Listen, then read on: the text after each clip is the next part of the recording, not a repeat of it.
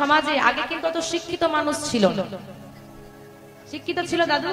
পুরো গ্রাম ঘুরলে হয়তো 2 থেকে 3 জন শিক্ষিত পাওয়া যেত।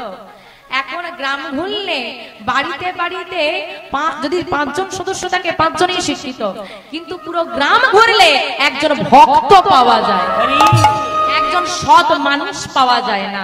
আগে শিক্ষিত পাওয়া যেত না, কিন্তু সৎ মানুষ পাওয়া যেত। এখন শিক্ষিত পাওয়া যায় বাবা, মানুষের গ্যারান্টি।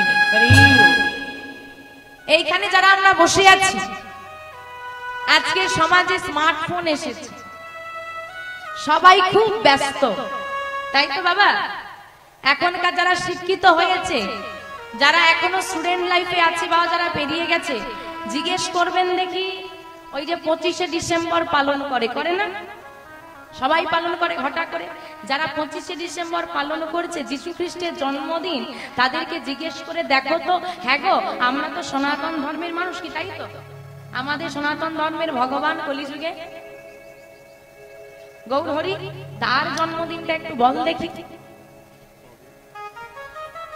25শে ডিসেম্বর তো ঘটা করে পালন করে লেখমা করো তো, কিন্তু আমার গৌরহরির আবির্ভাব তিথিটা কি পালন করো? বলে জানি না কি পালন করব। জানে না, তবুও বলবে কীর্তন শুনবো কেন, কি পাবো? মানুষ শুনে শেখার জন্য, আর আমরা শেখার সুযোগ পেয়ে বলি দরকার নেই। আর দরকার নেই বলে জীবনটাও বেহাল হয়ে গেছে। ভালো থাকারও ভগবান বলে দিয়েছে দরকার। যে সংসারে আগুন জ্বলছে সে সংসারে ফেলে দিয়েছে জ্বলবি, যখন জ্বলে শেষ হয়ে যাবি আবার ঘুরে চলে যাবে। অদ্ভুত বিষয়। সনাতন ধর্মের মানুষ হয়ে আমার গৌরহরি কবে এসেছে জানি না, এর থেকে লজ্জার বিষয় কিছু হতে পারে কি বাবা? আরে গৌরহরি এসেছে কবে বাদ দাও, জিজ্ঞেস করে দেখবে কলিযুগের ভগবানকে অর্ধেক মানুষ বলতে পারে। কে গৌরহরি? নামই শুনিনি।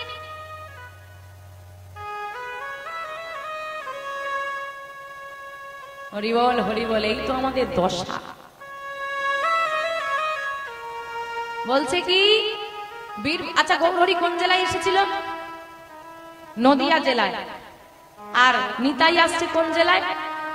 বীরভূম। কত দূর! তবুও দাদা ভাই চলুন দেখি কিভাবে গেল, কবে এলো। বীরভূম জেলার রাড়দেশ এক চক্রা গ্রাম। আচ্ছা রাড়দেশ শব্দটা একটু পরে আসছে, একটু পরে বর্ণনা করছি। তাহলে বলছে কি রাড়দেশ, সেটা হচ্ছে তোমার গ্রাম হচ্ছে এক চক্রা গ্রাম। শুভ মাঘ মাস, শুক্লা ত্রয়োদশী, তার মানে কোন দিনটা? এটা কি মাস? ফাল্গুন মাস। তার বাবা এই বছর কিন্তু ভীম একাদশীটা ফাল্গুন মাসে পড়েছে, কিন্তু সহসা পড়ে না। পড়ে কি মাসে? মাঘ মাসে, তাই তো? মাঘ মাসে ভীম একাদশী হয়। তো বাবা বলছে একাদশীর পরের দিন কি হচ্ছে? হ্যাঁ, দ্বাদশী। তারপরের দিন নিত্যানন্দ ত্রয়োদশী। তার মানে আজকে আপনার কি ভীম একাদশী, মাঝখানে একটা দিন যাবে, তারপরেই কিন্তু নিত্যানন্দ ত্রয়োদশী আসছে। জানা ছিল এটা? নিত্যানন্দ ত্রয়োদশী মানে আমার নিতাই চাঁদের আবির্ভাব হলো এই দিন। আর একদিন পরে আমাদের সনাতন ধর্মের মানুষদের কাছে একটা বড় উৎসবের দিন, কিন্তু জানেই না তো মানুষ। কতজন জানে? এখানে যারা বসে আছে না, তাদের মধ্যে যদি এখানে 100 জনও থাকে, 50 জনও জানে কিনা আমার সন্দেহ আছে। তাহলে নিত্যানন্দ ত্রয়োদশী নিতাই চাঁদের আবির্ভাব হলো হারাই পণ্ডিত ঘরে। পিতার নাম হারাই পণ্ডিত, মাতার নাম পদ্মাবতী। হারাই পণ্ডিত পদ্মাবতী মায়ের বহুদিনের বিবাহিত জীবন, কিন্তু কোনো সন্তান নাই। তারপর মা গর্ভবতী হয়েছে, আনন্দ। এইবার আসুন রাড়দেশ শব্দটাই যায়। রাড়দেশ শব্দটার অর্থ কি? যে অঞ্চলে চাষবাস হয় না সেই অঞ্চলটাকে বলা হচ্ছে রাড়দেশ। বৃষ্টিপাত কম। বাবা আপনাদের এখানে খুব চাষবাস হয় না? হ্যাঁ বাবা, এখন বহু কলকারখানা আছে, মানুষের সংসার চাষবাস না করলেও চলে যায়। তখনকার দিনের কথা ভেবে দেখুন, যদি কোনো অঞ্চলে চাষবাস না হয় কি হবে? অভাব, দুর্ভিক্ষ, বাড়িতে বাড়িতে মানুষ খেতে পাচ্ছে না, চিৎকার, ক্ষুধার জ্বালা। নিতাই চাঁদ আসছে, যেই না এলো কি হলো? চৈতন্য ভাগবতে বললেন, সেই হতে রাজদেশ সর্বসুমঙ্গল, সর্বসুমঙ্গল, দুর্ভিক্ষ দারিদ্র দোষ খণ্ডিল শাক, দরিদ্র দরিদ্র দুর্ভিক্ষ খণ্ডিল শাক। সেই হতে রাজদেশ সর্বসুমঙ্গল, যে নারীটাই চাঁদের সব ভালো হতে শুরু করলো। কিন্তু বাবা এখানে বলার বিষয় এতটুকুই, আমি জানি না কতজন একাদশী পালন করেন, কতজন করেন না, তবুও চরণ ধরে নিবেদন করে যাই, যারা একাদশী পালন করেন তারা ওই নিত্যানন্দ ত্রয়োদশী একদিন পর ওই দিনটা আপনারা ওই একাদশী সময় হিসেবে পালন করবেন। যারা করেন না, যারা একাদশী পালন করেন না, তারা কি করবেন? অন্তত আমার বিনীত নিবেদন, যারা জানতেন না করেছেন, আজ জানলেন, চরণ ধরে বলে যাই, অন্তত খুব কম করে ওই দিনটা নিরামিষ আহার সেবা করবেন। করা যাবে? বাবা এখন যদি কাউকে বলি তো আমি ওসব ছাড়া ভাত খেয়ে আমি খেতেই পারি না, কি নিরামিষ, নিরামিষ খেলে নাকি শরীরে শক্তি হয়। তাহলে যারা বাবা নিরামিষ খেয়ে আছে তারা কি আর মানুষ না? হ্যাঁ ও মা, একটা কথা জেনে রাখবে, মানুষকে কিন্তু শাকাহারি করে পাঠিয়েছে। বাঘ কি প্রাণী? মাংসাশী প্রাণী। ওই বাঘ কখনো ঘাস খায়? বাঘ ঘাস খায়? হরিণ কি প্রাণী? তৃণভোজী প্রাণী, সে মাংস খায়?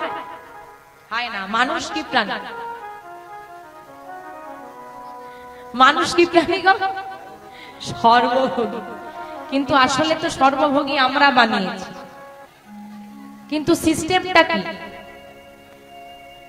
শাকাহারী। মানুষ শাকাহারী। বাঘকে ভগবান মাংসাশী করে পাঠিয়েছে, সে ঘাস খায় না, সে মাংসই খায়। ভগবান হরিণকে তৃণভোজী করে পাঠিয়েছে, ঘাসই খায়, সে কখনো মাংস খায় না। মানুষকে শাকাহারী করে পাঠিয়েছে, একমাত্র মানুষই সিস্টেম ভেঙে সর্বভোগী হয়ে। আমাদের লিভারটা তো শাক পাতা হজম করার জন্য, অখাদ্য কুখাদ্য হজম করার জন্য নয়। এই জন্যই বাবা ডাক্তার আর নার্সিং হোম গুলো এত বেড়ে গেছে। যে 50 কেজি নিতে পারবে তাকে তুমি 100 কেজি চাপিয়ে দিলে সে তো চাপা পড়ে যাবে। আমাদের দশা হয়ে গেছে ঠিক সেই রকম। এত রোগ জ্বালা কেন? কি ভাবছো খেলেই রোগ হয় না? বেশি ওমা কেউ না খেয়ে মরে না, সব খেয়েই। কেউ না খেয়ে মরে, সব খেয়েই মরে। হরি বল হরি বল। যাই হোক মা, অন্তত এই দিনটা নিরামিষ আহার সেবা করবেন। মা গর্ভবতী হয়েছে, ধীরে ধীরে দিন যাচ্ছে, দেখতে দেখতে দেখতে দেখতে 10 মাস 10 দিন পূরণ হয়েছে। যেই না 10 মাস 10 দিন পূরণ হলো, কি হলো গো? আজ শুভ দিনে, একটু উলুধ্বনি, উলুধ্বনি, উলুধ্বনি। আজ শুভ দিনে শুভক্ষণে জন্ম লভিল, শুভক্ষণে জন্ম লভিল, শুভ দিনে শুভক্ষণে জন্ম লভিল, আজ শুভ দিনে শুভক্ষণে জন্ম লভিল।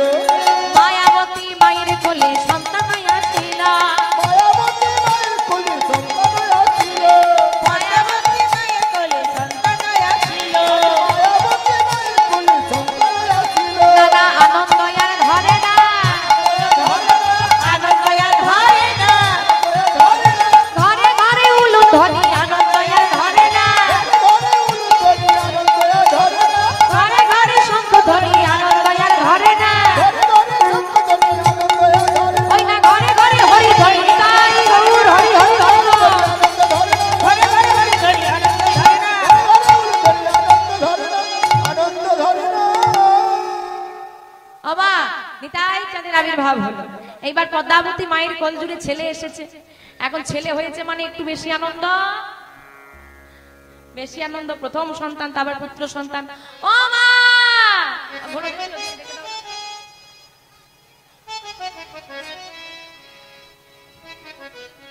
মাগো, একে তো চারিদিকে চিৎকার, তার মধ্যে তোমরা যদি হরিবাসরের মধ্যে বসেই জোরে জোরে গল্প করো, হয়তো তুমি শুনছো না, তোমার ভালো লাগছে না, পাশের জন নিশ্চয়ই শুনছে। বারবার পাশের জন তোমাদেরকে দেখে ঘুরে দেখছে, তার তো মনটা চঞ্চল হচ্ছে, কি তাই না? অপরাধ নেবেন না মা। একটা কথা মনে রাখবেন, যে সংসারের আলোচনা আপনি আজ করছেন, আমি মানছি অনেকদিন পর দেখা হয়েছে, তারা কিন্তু থাকবে, আপনি পরেও করতে পারবেন, কিন্তু এই যে সময়টা পেরিয়ে গেলে কিন্তু আপনি আর পাবেন না। জীবনের সংসারের আলোচনা রোজ হবে, এমনকি বুড়ো মরতে মরতেও বলে নাতিটাকে ডেকে দিয়ে একটু দেখেন।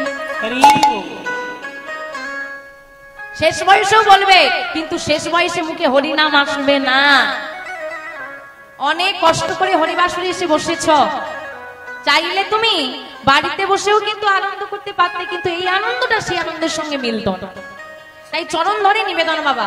চারিদিকে এত চিৎকার শোরগোল, একে ডাকছে ওকে ডাকছে, চারিদিকে রাস্তার ধারে একদম চিৎকার করে কথা বলতে হচ্ছে। তার মধ্যে তোমরা যদি হরিবাসরে বসে চিৎকার চেঁচামেচি জুড়ে দাও, গল্প করো, তাহলে কি আমি আর পারবো? সম্ভব? আর কেউ যদি না শোনে মা, বলতে ভালো লাগে? রাধে রাধে, নিতাই গৌর সীতানাথ প্রেমানন্দে হরি। যাই হোক মা, আমার ছেলে হয়েছে এখন। ছেলে ও মা, দেবতাদের মধ্যে সব থেকে সুন্দর দেখতে কাকে? কাকে দেখতে? কার্তিককে। ও মা, দেবতার মধ্যে সব থেকে সুন্দর দেখতে কাকে গো? শুধু ভগবান। দেবতাদের মধ্যে এই চন্দ্র, বাহ সুন্দর। চাঁদ পানা মুখ কেন বলে? বলে কার্তিকের মতো মুখ, মানে চাঁদ পানা। সব থেকে সুন্দর দেখতে চন্দ্র দেবতাকে। আর আজকে যে সন্তানটা জন্ম নিয়েছে, মহাজন বলছেন চাঁদও লজ্জায় মুখ লুকা। মানে চাঁদ তো সব থেকে দেখতে সুন্দর, সেও লজ্জায় মুখ লুকিয়ে নিচ্ছে তার জ্যোতি, তার প্রভা, তার রূপ দেখে। এত সুন্দর দেখতে আমার নিতাই চাঁদ। এখন ছেলের নাম রাখতে হবে। আমা কি নাম রাখবে গো? বলো, যা বলবে সেই নামই রাখবে। আরে সন্টু মিন্টু পন্টু। সন্টু মিন্টু নাম রাখবে? হ্যাঁ, এখন সব ছোটখাটো নাম এসে গেছে, যত ছোট রাখা যায়। মানুষ সব শর্টকাট শিখে গেছে, তাই না বাবা? আর শর্টকাট করতে করতে করতে করতে করতে করতে করতে করতে এত শর্টকাটে এসে গেছে মানুষ। এখন গোবিন্দকে কেমন করে প্রণাম করে একটু দেখাও দেখি, কে জানো? এই এক আঙুল, এই হচ্ছে গোবিন্দের প্রতি ভক্তি। তাই তো বাবা, রাস্তা দিয়ে যাচ্ছি, পাশে মন্দির, আরে কি হয়ে গেল রে এটা? মানে বোঝা মুশকিল, প্রণাম করছে না আঙুলের ব্যায়াম। এখন গোবিন্দের প্রণাম, বাবার আগে শুয়ে প্রণাম করতো সর্বাঙ্গ দ্বারা। এখন সেইখানে বলে বলে না, এই কাজটা তো আমার এক আঙুলের। এখন গোবিন্দের ভক্তিও এক আঙুলের। এই তো আমাদের ভালোবাসা। যখন বিপদে পড়ি, ওই মূর্তির মধ্যেও ভগবানকে দেখতে পাই।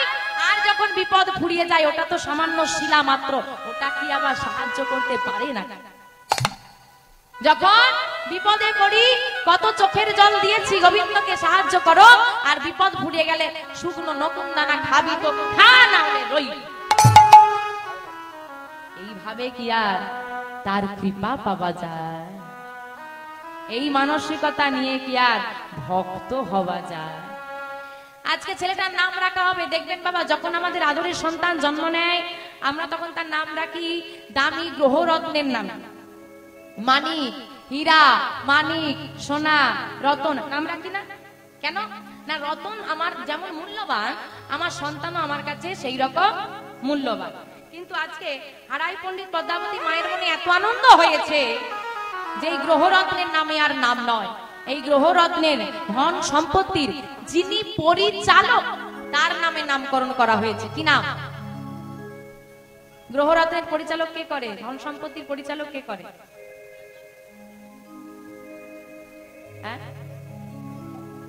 জানো না? কুবেরের ধন নাম শুনেছো? কুবের, কুবেরকে যদি ঠান্ডা রাখা যায়, সব সম্পদ তোমার দিকে ঢেলে দেবে। ওই কুবের হচ্ছে ধন সম্পত্তির পরিচালক, ভগবানের অর্থমন্ত্রী। অর্থমন্ত্রী হিসেব রাখে না? ওই ভগবানের সব হিসেব পত্র ওই কুবের রাখে। তাহলে আজকে ছেলেটার নাম কি রাখা হলো গো? কুবের। কি নাম রাখা হয়েছে? ভুলে যাবে না তো? ও মা, কি নাম রাখা হয়েছে গো? জোরে বলো তো। বাহ, এইবার কুবের ধীরে ধীরে বড় হচ্ছে। যখনই ছেলেটা বড় হয়, আজকে ছেলেটার ভাবগতি ভালো নয়, মানে আর পাঁচটা ছেলের মতো সাধারণ নয়। কিরকম আলাদা?